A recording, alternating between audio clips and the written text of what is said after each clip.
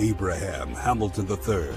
God put us in poor judgment on the part of the leadership of the FBI. And it's really... Why not say to the American people, global climate change is not only real, but the urgency of this moment requires a call to action to all of America's engineers, all of our entrepreneurs, all of our innovators to say, let's solve the problem together. Today, 94% of Senate Democrats could not even vote to protect babies after they're born. And the only explanations they could offer were bizarre euphemisms and vague references.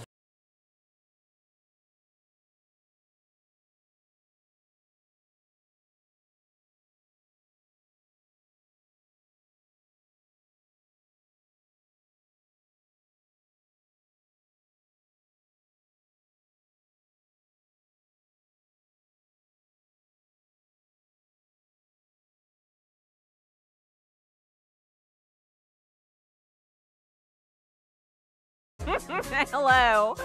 Welcome to the program.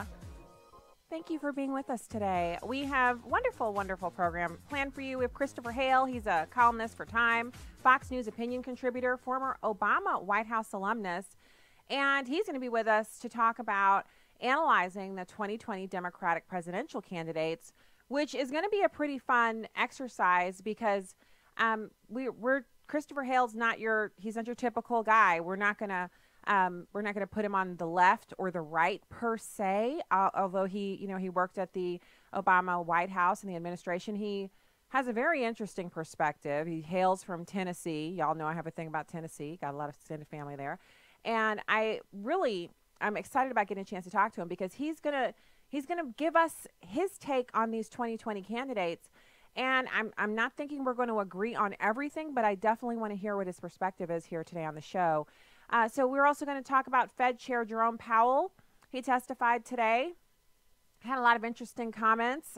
He said things that we've been parroting over here. And by parroting, I mean we have to say it again and again and again to drive it home that our federal debt is unsustainable. And he really drove that point home today. So we'll be talking about that a little bit.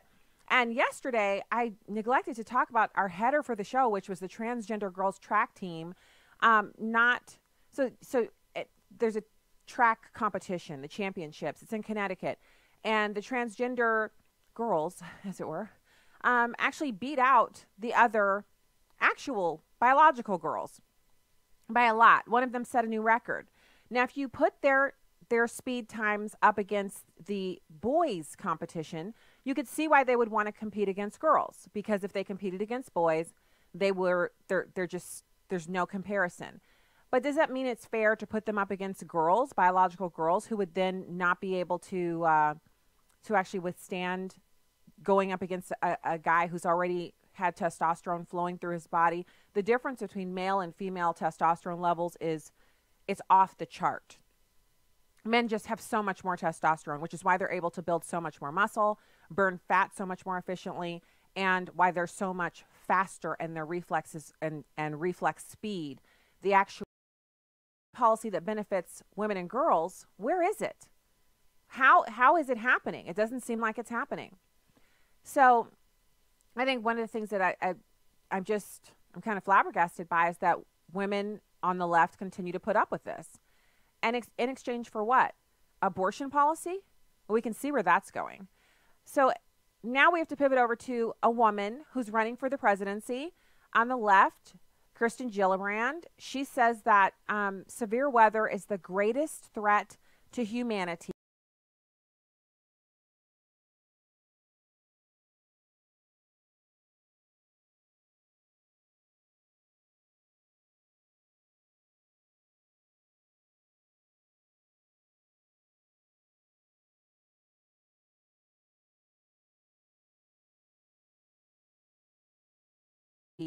That we have to all of humanity, severe weather is that greatest threat. It's number 3.